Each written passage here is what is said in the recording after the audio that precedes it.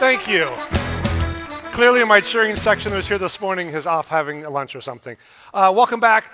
We've got 2 sessions that we're going to break into our concurrence. I would like you to note the stage change we have. We've moved the boots off center here. Feel free to take a photo op, post it on social media. We'd love to get continued awareness of CRMC and the Omni PGA Resort. As a father of 2 daughters, I will tell you I love each of my kids exactly the same. As the MC of this show, I can tell you I love each of our sponsors exactly the same, except there are some sponsors that are even better than others. Optimove has been a big sponsor of ours from last 5 years, I think. They're at the diamond level, which is our top level of sponsorship. And while all sponsors are created equal, that's an incredible investment on their part. We're incredibly grateful for Pini and his team and what they've done to support CRMC.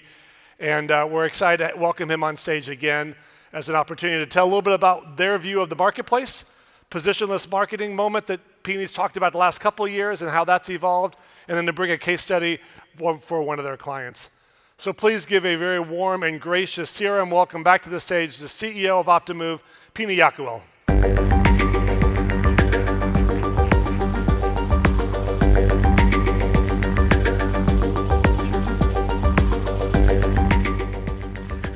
Hello, everybody. Great to be here. Good morning. Super exciting. So wait for my presentation to pop up, but super excited to be here. This is a session called Positionless Marketing. I'm Pini Yakuell, the founder and CEO of Optimove, and this is about why the future belongs to versatile marketers. And actually, funny enough, I did this session about positionless marketing back in 2024 here. If you're new to this event, then you haven't been here, but I did it in 2024 and started as an idea, kind of like married my passion for basketball and AI. And then during that year, between 24 and 25, that idea started to mature, to grow. We did some research and we really liked it. So we doubled down, 2025, show up here again, and positionless marketing. This time it's starting to become a movement. And 6 months later, we actually adopt our entire identity and branding around positionless marketing. And we went further into this. And today, I'm proud to present to you a manifesto about positionless marketing, a book. This is the book. It's my prop for the session. And I actually wrote a book. Nice, right? Yes. Never knew it would happen. So I'm kind of like, I'm writing this book, and the reason I did it is because it felt like that in this age of AI, we kind of like need a way, a blueprint to understand how we work in the future. So that's why I did it. And when I began writing this book, I thought I was writing a management book. So I'm an engineer. So I have all my chapters in line. I have a chapter about assembly line, a chapter about the Industrial Revolution, a chapter about basketball, a chapter about GenAI. I have all my chapters there.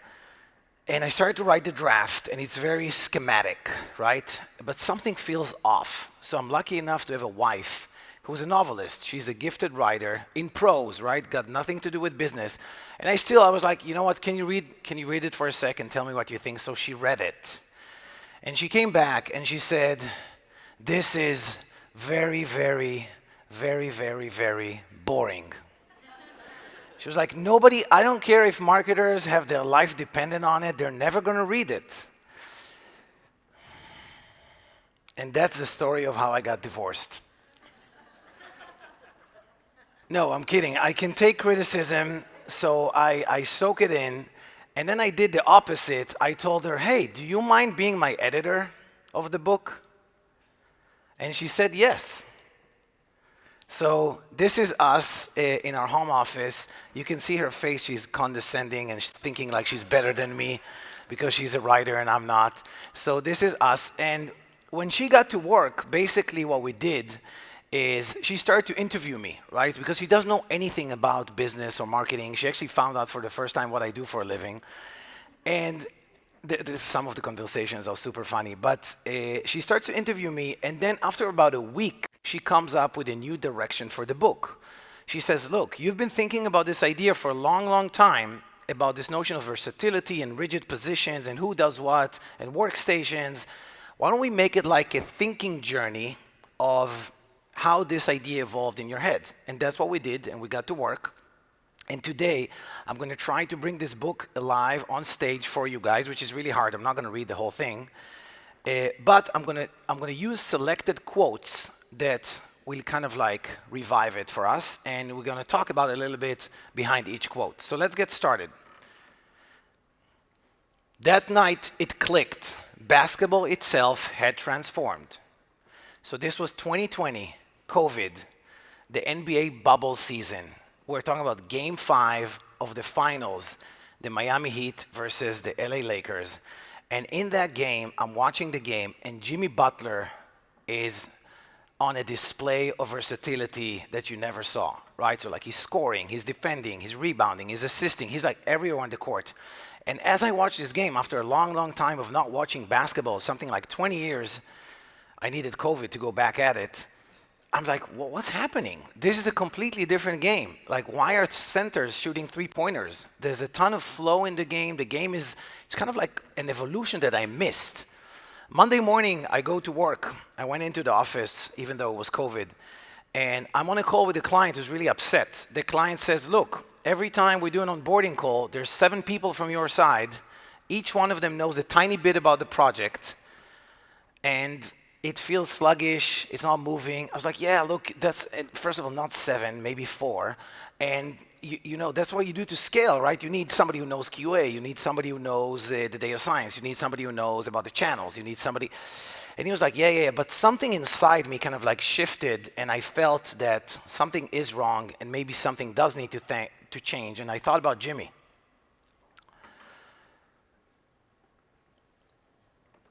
Okay, sorry, I'm going to skip this one. So, okay, now we go back to kind of like my culture and where I grew up. Rosh Gadol, literally a big head, not ego, but the ability to think beyond what was explicitly asked. So this is a term in Hebrew, and it's actually from the Israeli army. So in the Israeli army, this is something that epitomizes the culture. If you're asked to do a task, let's say you're asked to do X, you're expected to understand that Y is missing, and you need to do that as well. You're expected to go beyond what was subscribed for the task. And this is called Rosh Gadol. It's a big part of our culture, and it's in everyday conversation. While I did this exploration, I found that my culture has a lot of positionless nature in it for many, many reasons, but the army epitomizes it very well. There's some stories about the university, some stories about my childhood, and it started really early. And then I built Optimove. The result is speed. Optimove was a startup. Startups are really fast. That's their superpower. But why is that? It's because startups have no handoffs. There's no waiting. One person is doing product, marketing, sales, engineering. In the same day, you can get customer feedback and ship it into production a few hours later. Startups, they always say, like, I wear many hats, right? That's the secret power of startups. There's less structure. You hire people for range, not for speciality. My instinct was simple. If you want to build something properly, you need time. So when I'm starting to build this startup, I'm not subscribing to this idea of raising money from a VC. To me, it always felt like extreme sports. The company almost dies, and then this customer signs and saves the business. I wanted to build something with time on my side. So what do? I was a university professor at the time, teaching the course Methods Engineering, and a new college opened up. And I applied there, and I landed a gig where in one day of the week, I did 6 consecutive courses. And this gave me a paycheck. So young Optimove doesn't need to pay me anything. And we have time. We're not in a rush. I can build a company, and then we gradually build it and gain momentum. So this created a bootstrapping nature for Optimove. Optimove was built as a bootstrap. And when you build a company as a bootstrap, if a young startup requires to be positionless, to be versatile, to do many, many things, for a bootstrap, that's even, stronger. No external voice that says, you're right. So the hardest thing about bootstrapping, and most people don't know this, it's not the fact that you have less money. The hardest thing about bootstrapping is that there's no external validation. You're alone in a room with a few people building something. You don't know if it's gonna work. You don't know if it's gonna succeed. Usually when a VC comes along and says, hey, I believe in you, here's $5 million, go pursue your idea, that moment happens usually a year in or 2 years in. We've never had that.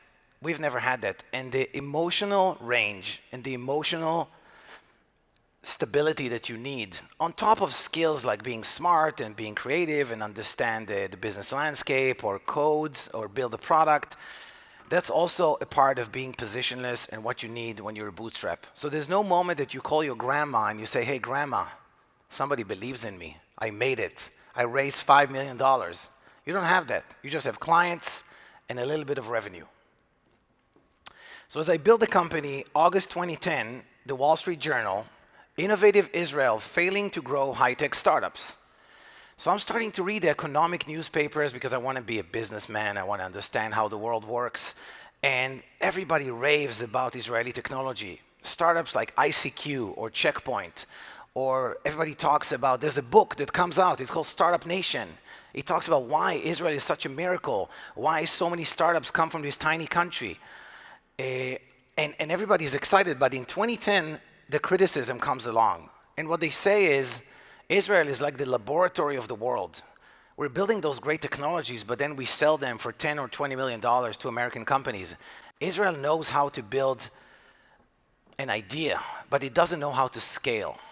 And I hear that as a young entrepreneur, and I decide in my heart that I'm not going to be like that. I want to build a company. I want to build a proper big company. I want to be a part of it. I want to be a part of it. Thank you, DJ. We have the best DJ here.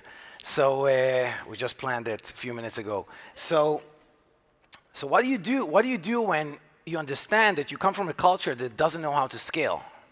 You go to the place that assumes scale as a default. So I relocate to New York. I take my entire family. We move to Manhattan, and I'm saying, okay, great. Now I'm going to learn how to do it properly. Now I'm going to learn how to build a big company. I'm going to learn it from the Americans. I kept telling her, he can't help you. Look for our server. So this is a real moment. My wife and I, we were going to restaurants, obviously. And restaurants in Europe and in America are very different. The entire operating model is completely different. In America, it's separated by roles, right? So my wife would try to get the busboy to bring a margarita. And I kept telling her, look, it's not going to work. And still kind of like 3.5 years into our stay in Manhattan, it didn't really compute. So what happens is, what I came to realize is that when a company gets bigger, basically there's less tolerance for mistakes, there's less tolerance for errors, you want higher quality. So typically the way you do it is you start to take work and you break it out to small pieces. Each piece becomes a profession. The person that does that repeats and repeats and repeats. They make less mistakes, they understand what to expect, and the system as a whole stabilizes. But it does come with a price, because when you do it again and again and again, in Optimove, for example, at the beginning, we had one person called an analyst, and they would do everything. We were like 5 or 7 people in the company. And then a lot of new customers come in, and there's a lot of QA tasks. So you're saying, let's designate a role for a QA person. And then that person becomes very good at it. Customers are happy.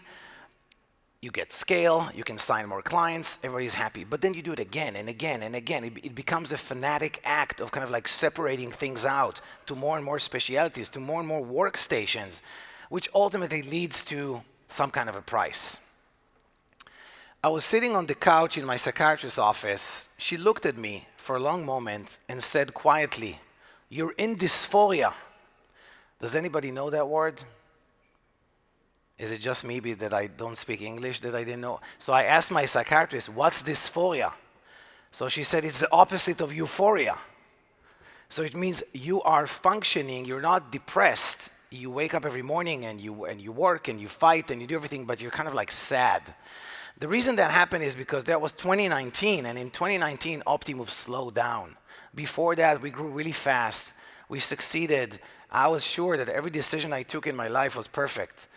And in 2019, everything slowed down. And what I learned to realize is that while we were doing this exercise in scale, and I learned everything I could from America, ultimately what happened is myself and the executive team in Optimove, we lost touch from the field. We got distant from our customers, from work, from code, from the product. And this kind of like made us lose our soul a little bit. In that year, in 2019, everything collapsed. The success model didn't work. We had lots of bugs. We had lots of problems. And that's why I was in Dysphoria. So why did that happen? Who is the villain of this story? Why is that the situation? Why is that the case? So to understand that, I want us to go back in time again. I told you I was teaching in the university, so I'm teaching a course called Methods Engineering. I'm 28, imagine me, more hair, firmer skin. And I'm sitting in the classroom and I'm teaching, and this is a real moment from one of the class about assembly lines. Imagine a shoemaker in the 18th century, one person, one pair of hands. He chooses the leather, cuts it, stitches it, fits it, repairs it. If something goes wrong, he fixes it. If something goes right, his name is on it. This person is the artisan. This is how we used to manufacture goods. There was one person, extremely versatile, that could cover a lot of range in relates to that craft. In this case, the shoemaker, and the products were very, very high quality. The problem, it took a long time to manufacture, and then the Industrial Revolution came about, the steam engine came about, Henry Ford, the assembly line. We completely changed the way we manufacture goods, and we invented this idea of an assembly line, which also infiltrated into what we do as knowledge workers, right? When you guys assemble a marketing campaign, it goes through a bunch of different stations and departments, right? Design, analytics, strategy, this and that. So the villain is the assembly line, but we always had to accept it. There's no other way to scale. How can you scale without having an assembly line with many specialities and many stations? Probably ask yourself that question. Isaac Asimov wrote a short story called Profession. So Profession is a story from 1959. Isaac Asimov is the one that did I, Robot with Will Smith, the movie that they kill all of us. So that's Isaac Asimov. And Profession is a beautiful story about a futuristic society where people are going into something called the taping machine, and the taping machine gives you a profession after 2 minutes. So you walk in and you're a lawyer. And then they did it in the Matrix, right? I think they stole it from him. So George, the character from the book, he is chosen to actually not go to the taping machine and go through an actual training. He needs to become an engineer or whatever and study for 4 years. He needs to take the long road. And in this book, the futuristic society is choosing some people, the most creative and important people, to be the designers of society. And the way they must be trained is by taking the long road. So years later, reality began to rhyme with that story. So when GenAI came about, and I'm starting to play with it myself, and seeing how I can all of a sudden increase my range, increase my versatility, work much more efficient, it reminded me of Asimov. And I asked myself, if a tool like this reduces friction for one person, what does it do to a team? What happens when an entire team has the ability to increase their range and become more versatile? And that's basically, I felt like a genuine Eureka moment. That's when, for me, GenAI and Jimmy Butler, Positionless Basketball, came together to become Positionless Marketing. That's when I realized that we can do it a bit differently.